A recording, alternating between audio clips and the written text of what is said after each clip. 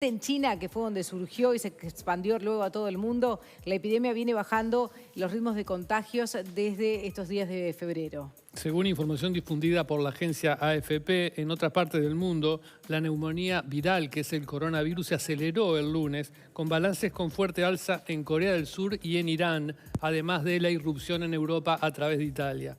Italia registra hasta ahora 6 muertos. ¿Eran 7, dijimos hoy de mañana, o seguimos en 6? Es 7. Llegamos a 7 ya y se convirtió en el primer país de Europa en instalar un cordón sanitario en unas 10 ciudades del norte de su territorio.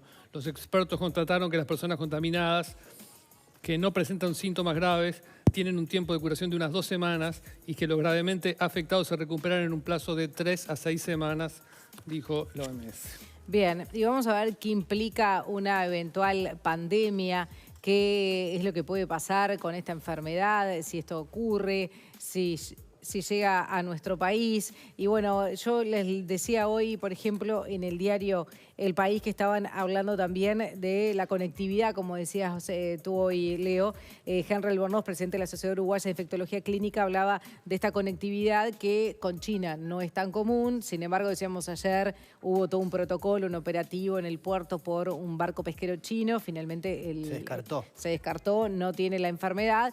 Pero bueno, ¿qué pasa también ahora con la conectividad que sí tenemos con los países europeos y la posibilidad, entonces, y bueno, los uruguayos que viajan por el mundo, sí, claro, por supuesto, ¿no? Entonces, ¿cuáles son las posibilidades de que llegue aquí a nuestro país? Vamos a hablar en el móvil de Desayunos Informales con el doctor Eduardo Savio, infectólogo y coordinador del Comité de Vacunas de la Asociación Panamericana de Infectología. Savio, buenos días, gracias por recibirnos una vez más. Buen día, ¿qué tal? Bien. Savio, ¿qué implica, primero que nada, si le sorprendió este anuncio de la Organización Mundial de la Salud y qué implica una posible pandemia? No me sorprende nada y están abriendo el camino. Hay un discurso que fue hace 3 días, es este. Nadie puede predecir el curso que va a tomar esta epidemia. 3 días diciendo lo mismo. Hace 2 días dicen el mundo debe prepararse para una pandemia. Entonces, ¿qué están diciendo? Están informando ampliamente para que los países no estén omisos y a su vez para que la gente se familiarice con este evento que le va a llegar a todo el mundo y una vez que los impacte se sientan menos temerosos, más resilientes y tomen mejor la noticia. Eso se puede ver. Yo le diría que virtualmente estamos en pandemia, aunque no lo hayan dicho. No lo pueden decir, primero porque aún quizás no hay algún requisito, y sobre todo por los impactos que va a haber en las economías mundiales, en las finanzas, en una cantidad de cosas que no hemos visto con otras pandemias.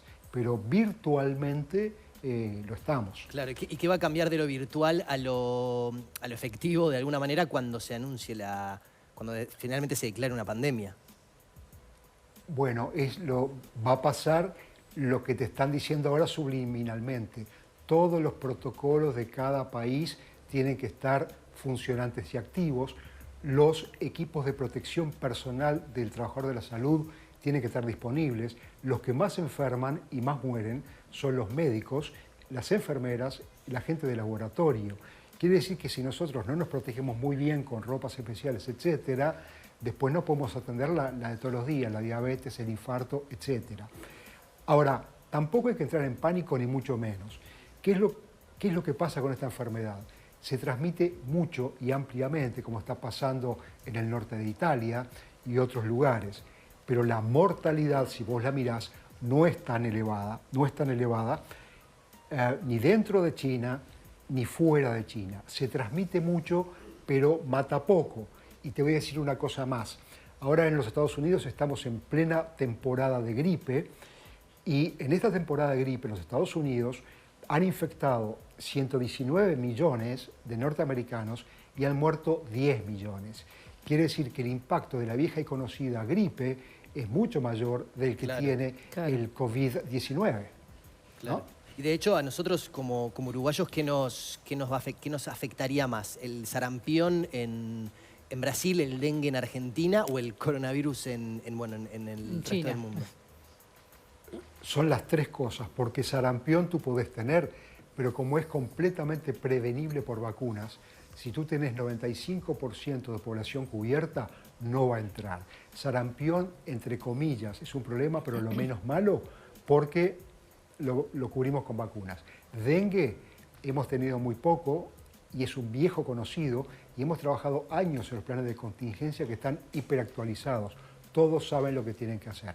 Cuando llegue el coronavirus va a caer la cuota de pánico, como es obvio de esperar, y como además se transmite tanto, vas a ver uno y te vas a encontrar con que en 3 días tenés 6 o 7 y eso también va a ser real. Si sigue los patrones que siguen en todo el mundo. Y te quiero decir una cosa más que es importante. Te dicen que América Latina no tiene casos y que por lo tanto quizás eso determine que aún no hayan decretado pandemia.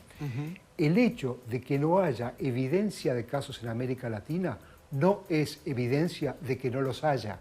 O sea, ya pueden haber entrado personas que no fueron controladas en los aeropuertos, que estaban asintomáticos y que son transmisores. O sea, no me digas que no tenemos, porque en realidad no tengo ninguna evidencia inversa de que no lo tengo. ¿Puede haber pasado por una neumonía o una gripe común? Más que nada por una gripe común, porque si te consultaste por una neumonía, quizás te metió en el protocolo si dijiste que venías de alguno de los 30 países donde está circulando el virus, que es lo que tenés que hacer. Una gripe muy común que no te motiva la consulta con el médico, bueno, eso puede haber pasado. Pero o sea, eso de que no tenemos casos, tomarlo como algo provisorio, porque nadie me puede demostrar lo contrario. Bien, Sabio, recién decía el sarampión, uno tiene la posibilidad de vacunarse, en una gripe, bueno, ya sabemos más o menos lo que uno puede llegar a hacer, en el caso del dengue, todos los cuidados que nos han dicho. En este caso, no hay remedio, no hay vacuna, lo que dicen es algo parecido a la gripe, alcohol en gel. ¿Conviene o no? Uno a veces dice la población parece estar paranoica y en muchos países del mundo se agotaron los tapabocas o a los uruguayos que viajan. Pasó en 2009 con el alcohol en gel. Con el alcohol en gel, claro. O con el dengue y los repelentes. Y además se disparan los precios y empiezan a decir esto en realidad también es para vender más. El uruguayo que está acá por ahora, que no tenemos casos, pero que sí va a viajar por el mundo o estar en aeropuertos, ¿debería o no usar el tapaboca? Los que yo conozco lo están haciendo ampliamente. Obviamente, porque si tú te vas a un espacio muy cerrado, un aeropuerto, un museo, un subte, un teatro, y estás en el epicentro del norte de Italia o el sur, que ahora tenemos casos también, podría pasar. Los tapabocas son más bien de uso hospitalario, etcétera, pero no hay nadie en el mundo que no los esté usando.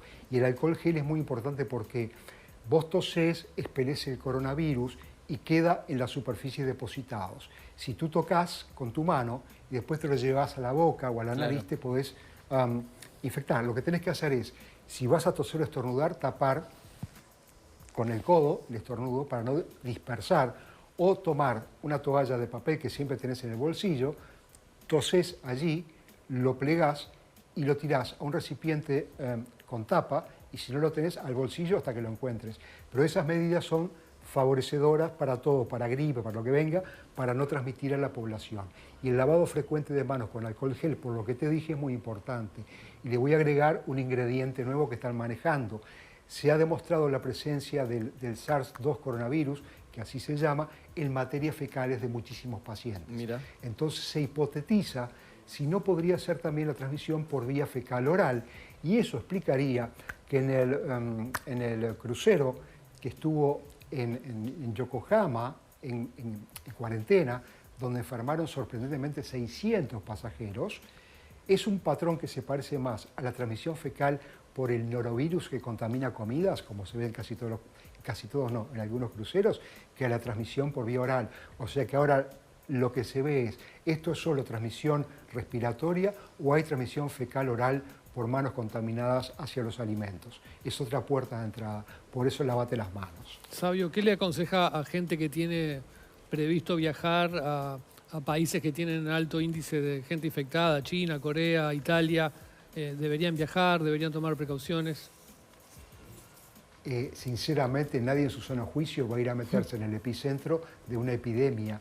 Entonces, además, todas las compañías aéreas están ofreciendo, hasta te mandan un mail si tenés el boleto, no pagar ninguna penalidad, cambiar las fechas, reembolsar el boleto, cambiar planes. No es sano irse hoy a ningún país donde hay coronavirus y no es sano desplazarse por el mundo cuando hay pandemias, excepto que haya razones muy poderosas, que quizás la más poderosa para muchos son los negocios.